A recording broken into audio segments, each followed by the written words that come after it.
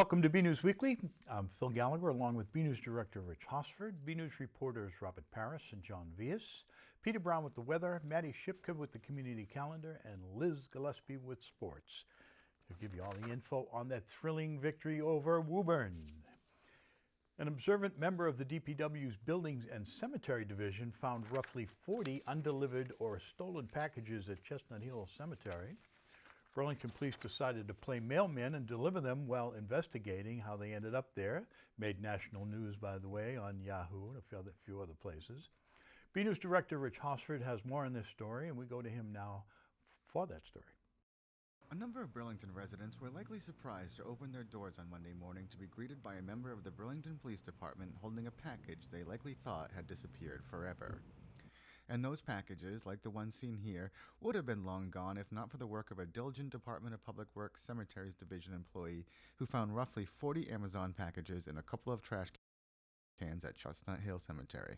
We found a bunch of Amazon packages that were, some were unopened, some weren't. So we just put them in the truck, called the cops. We went to another barrel and found almost 20 packages in one barrel. And those were unopened at all, you know. So we called the cops. They came down, picked them up, and they brought them back to their owners. Police recovered the packages, but rather than just putting out the word that they had been found, decided to take on the role of mailmen and personally hand-delivered the packages to their intended owners. We thought it was important to try to get those unopened packages back to the people that actually ordered the items. So we started going door to door and delivering the packages. So what made members of the Burlington Police Department go out of their way to see the packages returned to their rightful owners? Well, we think it's important because we know that these items are important to the community. So if it's important to the community, being part of the community, it's important to us. And, Officer Reyes said, the people who were home when their packages were delivered seemed very appreciative.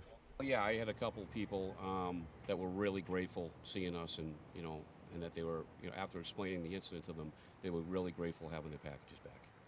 This Burlington resident said he was surprised when an officer knocked on his door with a package he had pretty much forgotten he had ordered since it never showed up at his house, and grateful that they had gone through the trouble of delivering it.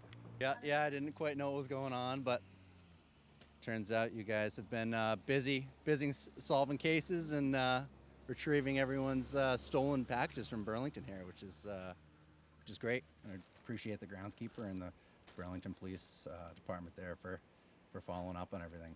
That's great that they're going out of their way to take care of that, because I'm sure it doesn't really fall into their job description. Finally, though the packages have been returned, police are still investigating how they ended up in trash cans in the cemetery in the first place. Well, we're hoping we have some success tracking the tracking information on the packages to its origin. That way we can learn more and find out who's responsible for it. From Chestnut Hill Cemetery, I'm BNews Director Rich Hosford. Somebody's in big trouble at Amazon. The Shawshene Valley Technical High School administration said in a message to the community on Wednesday that they are aware of a number of threatening emails sent to students, but have determined there is no credible threat. The school administration posted this statement to the school website. This morning, we were made aware of emails that were sent to a significant number of Shawshene students. These emails contained potential threats to the school. In coordination with the Billerica Police Department, we have determined that there is no credible threat. All precautions have been taken. Thank you to the many students who came forward with this information. The school did not release details on the nature of the threats made in the emails. Students from Burlington, along with Wilmington, Bedford, Tewksbury, and Billerica, are making up most of the student body at Shawshene. The Board of Selectmen voted to approve a full watering ban starting at the end of the month to allow the DPW to do some necessary maintenance. The vote was taken at the recommendation of DPW Director John Sanchez, who said his department needs to do some maintenance and cleaning of the Mill Pond Reservoir Treatment Plant. While that work is underway, the town must make an emergency connection through Lexington to the MWRA to maintain total capacity. Under state law, our town must implement a full outdoor watering ban before requesting an emergency connection. Mr. Sanchez acknowledged that watering bans spur complaints among some residents, but said he was glad the town was able to hold on until later in the season. One big factor in the town being able to wait until late September, early October before cleaning the Mill Pond plant is because many residents and businesses adhere to the even-odd watering plan implemented by the town previously. The outdoor watering ban will go into effect on September 30 and prohibits irrigation of lawns via sprinklers or automatic irrigation systems and washing of exterior surfaces including buildings, driveways, and sidewalks. The penalty for violating the ban includes a warning for the first violation. A second violation carries a fine of $50, and each subsequent violation carries a fine of $100. Town meeting voted to approve a transportation subsidy pilot program, which, if successful, could replace the town's beeline system. Article 7 at the September 23rd town meeting called for $50,000 to be transferred from the beeline revolving fund to a pilot program that would supplement Uber, Lyft, and taxi rides for those who qualify at $10 per ride. DPW Director Sanchez said that due to declining ridership, remember we had 3 buses at one time, the town had already determined to cease operation of the beeline, and after studying numerous alternatives, found this to be the most cost-effective option. Mr. Sanchez said the benefits of this program are that people can get door-to-door rides on demand. He also said that at current ridership levels, the town is paying approximately $14 per ride with the beeline, so $10 per ride is more cost-effective. There was some pushback to the plan and to shutting down the beeline. One resident spoke about relying on the transportation service and that said she did not have a smartphone to order a ride share and thus had had bad experiences with local taxis. Council on Aging Director Marge McDonald addressed the issue of not having a smartphone by explaining the pilot program will also make use of a service called GoGo Grandparent that the COA will help people use to arrange for rides. In the end, the warrant article was approved.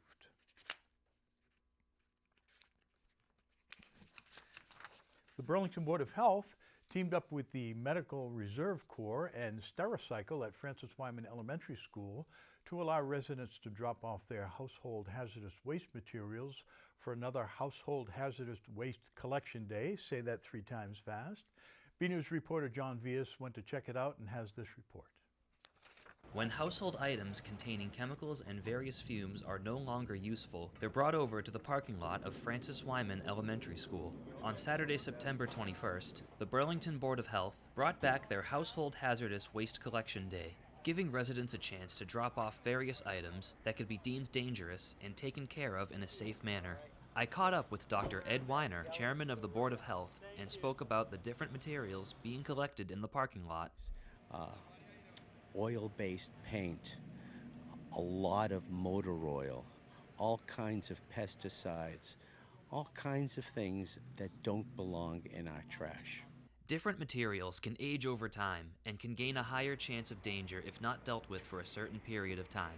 Some of the old materials can be quite dangerous. Some of the newer materials, not as much dangerous, but need to be recycled, need to come out of the environment. I also caught up with Stericycle and the Burlington Medical Reserve Corps to learn more about the items that they were collecting, including propane tanks. Traditional household stuff that people, get at like a local hardware store, pesticides, cleaners, things of that nature, some acids, some flammable liquids, gasoline, all that stuff that, you might collect over a period of time, but then you have to get rid of it at one point in a period of time as well. So obviously all the stuff gets transported back to our facility and it will get consolidated with like materials, and then depending on the type of material, it'll get, treated, incinerated, fuse blended, different actions for different types of materials. We basically have a propane guy that comes in, collects the tanks from us. We do a number count, and that's turned into the environmental engineer, and then he takes them and does his process,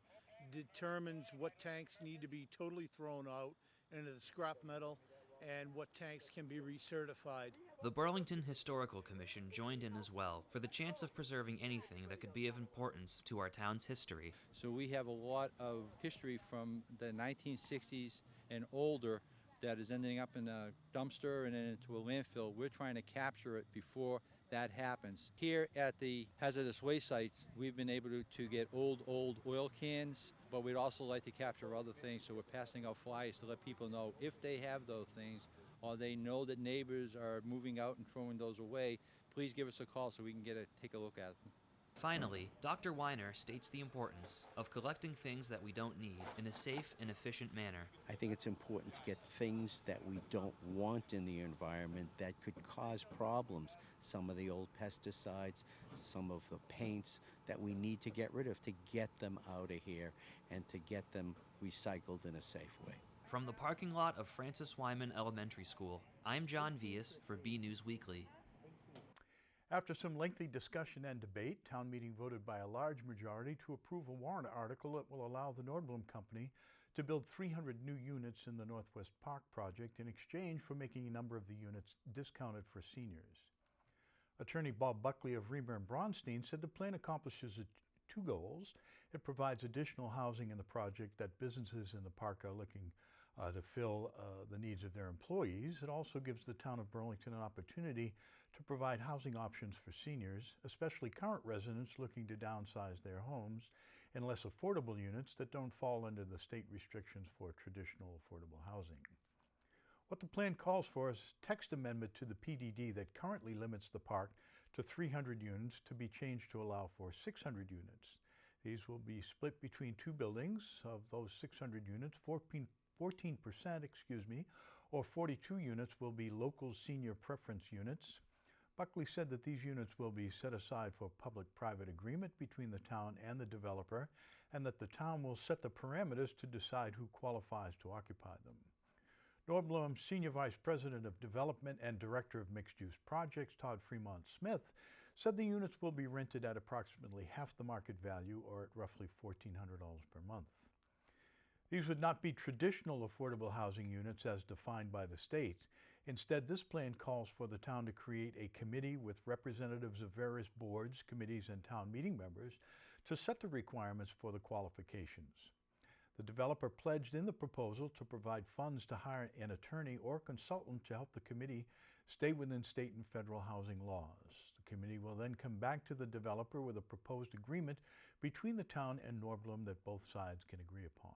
A building permit will not be issued until this agreement is reached. In the end, town meeting voted 81-10 to approve the measure, clearing the necessary 2/3 threshold for a zoning change. Fremont Smith said he expects it to take about 3 years before the first of the two new buildings is ready to be occupied. The exact locations in Northwest Park have yet to be determined, but will likely replace existing and out-of-date office buildings. WBZ meteorologist, tough word, meteorologist Eric Fisher paid a visit to Burlington. He had a discussion with the Rotary Club, and BNews reporter Robert Paris was there and files this report. A special guest was seen at the Burlington Rotary Club meeting. On Friday, September 13th, the Rotary Club invited WBZ meteorologist Eric Fisher to come by and have a discussion about the weather at the Hilton Garden Inn. You know, I'm like a lot of meteorologists, just always interested, since I was a kid. You don't really know why, but you just know that you are. And I was always into the weather and taking observations in the backyard and watching the Weather Channel and said, this is what I'm going to do. And I got lucky enough where it worked out. Went to school for it, and here we are. Eric enjoys being part of the WBZ family. It's a great place. We just have really nice people over at WBZ. It's a good group that everyone works hard and kind of gets how the job goes. No one causes trouble, and we've got great meteorologists on our team. Especially, Barry's been there for 42 years, which is incredible, and everyone's from the area, so we've got a good local group, and everyone's interested in different things, and so everyone kind of has a specialty. Finally, everyone is always curious about the weather. It's a great opportunity to learn about many different types of backgrounds and events, and we provide speakers to keep the members involved and get to learn what's going on in the community. Everyone always has questions about the weather, and whether or not it's just like clarification or something they haven't heard of before. We're able to more explain and get out there and talk about these phenomena with people when it's face-to-face. Where every night when we're giving the forecasts, we're kind of assuming people know what we talk about, but a lot of them probably don't know exactly what we're talking about. So this is a good way to just do some educational outreach about the weather. From the Hilton Garden Inn, I'm Robert Paris for BNews Weekly. Burlington students left class in solidarity with students across the globe on Friday, September 20th, to demand action on climate change. BNews Director Rich Hosford spoke to some of the student organizers of the event and has this look. On Friday, September 20th, in conjunction with school walkouts and student protests across the world, hundreds of Burlington High School students gathered in the school auditorium to protest the inaction of U.S. and world leaders in dealing with climate change. I spoke to some of the student organizers who started by explaining why they believe it is up to their generation to lead on the issue when many adults have failed to do so. It's pretty much because they're going to become the leaders of the next generation. So we can't just keep on looking to those above us in greater power and asking them to do something, because in reality it comes down to us and what we do, because our actions will dictate the future, same as how the actions of the older generations dictated our future. They've caused this issue that we're fixing because we're the ones who are going to be living in it. So it's important for us to actually make the change that we want. I think it's so important because it actually is our future. Like, this is where we're looking towards. The older generation won't be around for the actual fallout and for all of the negative effects that will come with it. So I think it's so important that we know where our futures are going and we have control over it. We're the future, so basically the world is in our hands when all these older politicians are gone. So we have to, in order for us to be able to express our opinions, we have to have a voice, we have to be heard. So what inspired them to get involved in the fight over climate change? Well, I'm very, open about the environment, and I totally think that we need to help improve it because it's my future and it's the school's future as students to take care of it and make sure that it's around for as long as it can be. Right now, I think it's our biggest global crisis. I think that everything that everybody has issues with now, like healthcare and equal rights and everything, those are obviously really important things, but I think that none of that's going to matter if we don't figure out our climate crisis right now. I think it's something that needs to be a top priority for everybody. The students also said they were inspired by 16-year-old Swedish climate change activist Greta Thunberg, who recently arrived in the United States by boat and spoke to both members of the U.S. Congress and world leaders in the United Nations Climate Action Summit. Known for her direct approach when speaking to power, Greta has become a new leader in the fight to get climate change to be taken seriously and addressed with real action by those in power. It's so amazing. I love watching her, like all the videos she has, watching her in front of all of these grown, mostly men, and stating what she believes in and telling her own truth, and it is like the universal truth. Like, climate change is real, it's going to affect us, and we need to act now. She's our age, she's close to our age, so it was really inspirational to see her talking in front of thousands of people and getting in with the Senate and the Congress and everything. Like, she's really just impressive of everything that she's done, and we've watched a few of her videos, and she's really just inspirational to hear her talk about it and how passionate she is about the topic. Finally, the students behind the climate change protest at BHS said they thought it was a productive event and they were inspired by how many students joined in, and they hope that their actions will help inspire others moving forward. It was really positive. We got to have an open discussion. People get to voice their opinions about it, their concerns about climate change. I think that was a really good thing that we did, so it was super positive. I was so happy to see the movement that's being taken place among all of the young students of the world. They're paying attention, they're listening, and they're speaking up, and I think it's awesome that they are, and I think it's awesome that we feel like now we have a voice and that we can project that as loud as we want. I think that our protests definitely inspired other students to get involved in it. I think that it's something that everybody our age needs to be really in touch with and knowledgeable about, because it's something that's going to affect our future and our children. So I think that this is going to get the ball rolling for other students who could be inspired by it. It's definitely inspirational. I saw the students coming in from the doors, and I can genuinely tell you that I just had a smile right away, just to see all these students coming in hordes and hordes, coming in through this auditorium where I didn't even think there'd be that much attention, but so many students were willing and ready to show how much they cared. It makes me feel hopeful that a change can be made and a change will be made.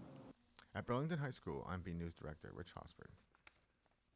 The town of Burlington has taken a step towards powering what might be the future of automobiles. The Board of Selectmen voted to approve the installation of 2 electric vehicle charging stations in the parking lot behind Town Hall. The plan presented by The plan presented by Department of Public Works Director John Sanchez allows for 2 additional phases with 2 more stations each to be installed in the future if the need arises. Sanchez said the initial installation will be paid for with a grant from Eversource, and the Facilities Department will maintain the stations. The power source for the charging stations will be the Town Hall Annex, which has 2 power generators. The stations will be available to anyone with an electric vehicle, which in the future may include some of the town's fleet of automobiles.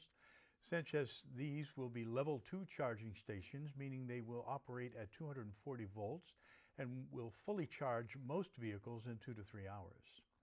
The selectmen asked how the town can prevent someone from just parking at the stations and leaving for the day. Mr. Sanchez said that most public systems require a person to enter credit or debit card information, and the account is charged after a set amount of time. In this case, the town could offer 3 or 4 hours of free charging and then start to charge the person essentially a parking fee for time on the spot after that duration elapses. Members of the board said they liked the idea and were happy to see the town adopting emerging technologies. It's officially fall, but the cooler weather may not take hold for some time yet. For the latest forecast, we go to BNEWS weatherman Peter Brown in our weather center. We'll also check out the community calendar with Maddie Shipka to see what's happening in and around Burlington.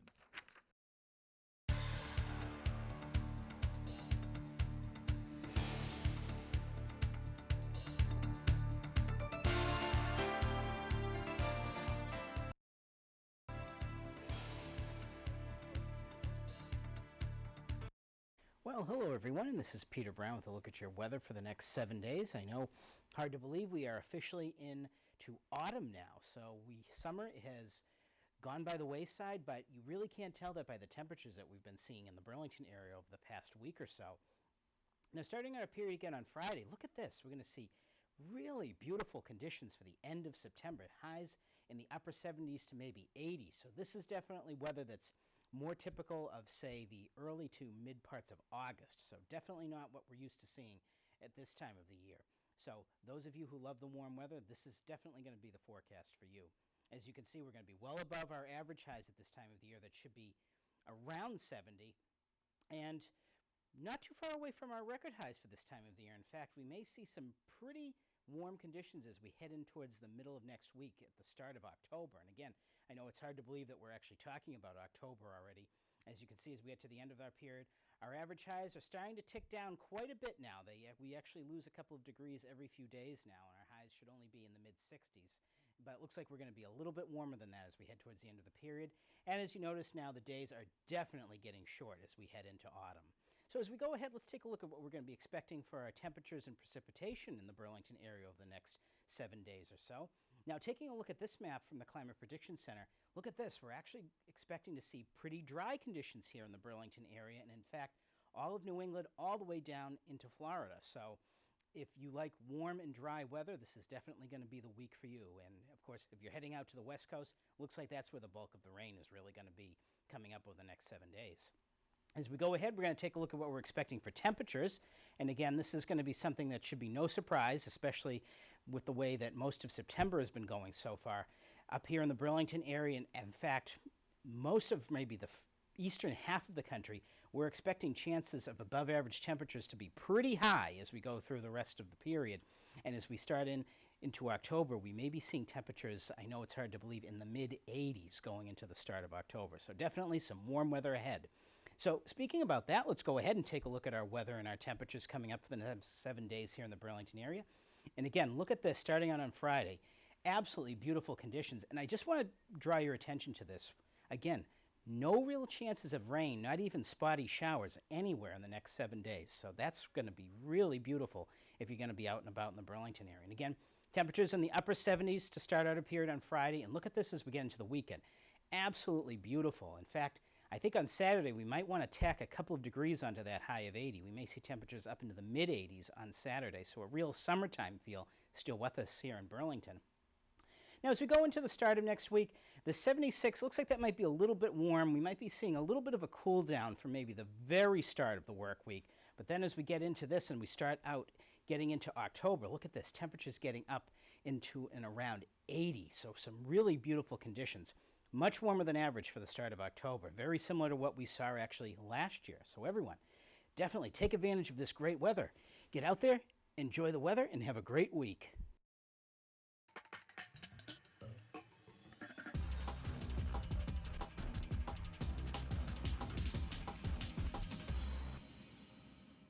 Hello, I'm Maddie Shipka, and this is your community calendar. I'm dying for some chocolate. On Friday, October 4th, from 12 p.m. to 2 p.m., Harbor Sweets Handmade Chocolates will be having their grand opening at the Burlington Mall. Everyone is welcome to attend the grand opening. For more information about the company, visit harborsweets.com. Get your workout gear ready. On Saturday, October 5th, from 11 a.m. to 1:30 p.m., 3rd Avenue will be having an event called the Fall Sweat Crawl. Everyone is welcome to attend the event, and pre-registration is required. The cost of the event is $25 per person. For more information and to register, visit eventbrite.com or call 3rd Avenue at 781-272-4000. Foodie lovers, you're in for a treat. On Saturday, October 5th, from 11 a.m. to 2 p.m., the Burlington Parks and Recreation Department will be having their annual event, Trucktober, on the Town Common. Come and enjoy delicious food, a cornhole tournament, and more. Pre-registration is required for the cornhole tournament only. Everyone is welcome. For more information, call the Parks and Recreation Department at 781-270-1695.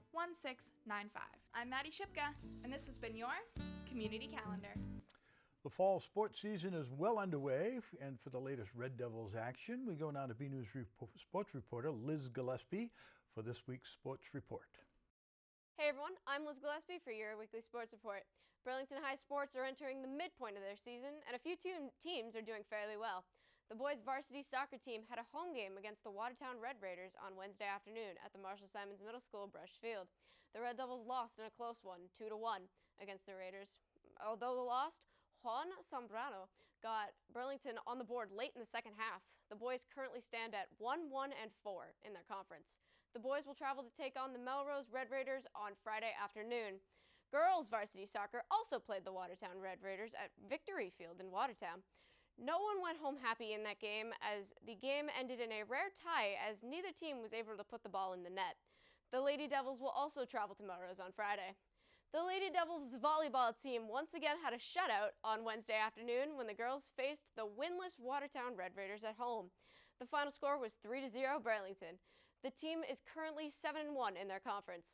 The girls will have another game on Friday evening against the undefeated Melrose Red Raiders at BHS. The girls and boys cross-country teams had home meets against the Melrose Red Raiders on Tuesday afternoon at Varsity Field. The boys are off to a 2-0 start to the season as they defeated the Red Raiders 36-22 after previously beating Winchester in the season opener. Senior Ricky Vittum had a personal record of 17 minutes and 6 seconds and finished in 3rd place. The girls got their first win of the season, beating the Red Raiders 48-15. The Lady Devils currently stand at 1-1 in their conference. The boys and girls will travel to Stoneham on Wednesday afternoon to take on the Spartans. The girls' swim team had a home match against the Lexington Minutemen on Wednesday afternoon at Shawshene Valley Technical High School. Unfortunately, the Lady Devils lost against the Minutemen. However, senior Judy Desmond won in the 100 butterfly. Great job to her. The girls will travel up 195 to take on the Stoneham Spartans on Friday afternoon. The girls' junior varsity and varsity field hockey teams both had home games against the Wakefield Warriors on Thursday afternoon. The Lady Devils varsity team lost the game 3-1, but a goal was made late by Jolene Russo and assisted by Chloe McGonigal. Meanwhile, JV defeated the Warriors in a shutout of 2-0. Goals there were made by Addie J and Ella Grislick. Both of the teams will be back in action on Tuesday afternoon at Burlington High School. Finally, Varsity Field was full of Red Devils and Tanners fans as the Battle of Wynn Street took place last Friday afternoon. Both Woburn and Burlington were 1-0 at the time, but that all changed. For more about the game, we head to the highlights. It was the Battle of Wynn Street last Friday, as the Burlington Red Devils took on the Woburn Tanners in their home opener. During the first quarter, quarterback Kyle Pena ran it into the end zone for a Red Devils touchdown. Now, during the Tanners' possession, running back Simon Sather ran it in for a Woburn touchdown. As the Red Devils headed into the second quarter, both teams were tied. Kyle Pena threw it to his wide receiver, Sean Pinkham, for another Burlington touchdown. Later on, Woburn quarterback Logan Wilson threw it to Dylan McLaughlin for a Tanner touchdown. As the second quarter was winding down, Burlington got another touchdown on the board, with QB Kyle Pena running it himself once again. Now in the third quarter, Tanner QB Logan Wilson handed it off to Simon Sather for another Woburn touchdown. As the Red Devils headed into the fourth quarter, the score was 20-19 Woburn.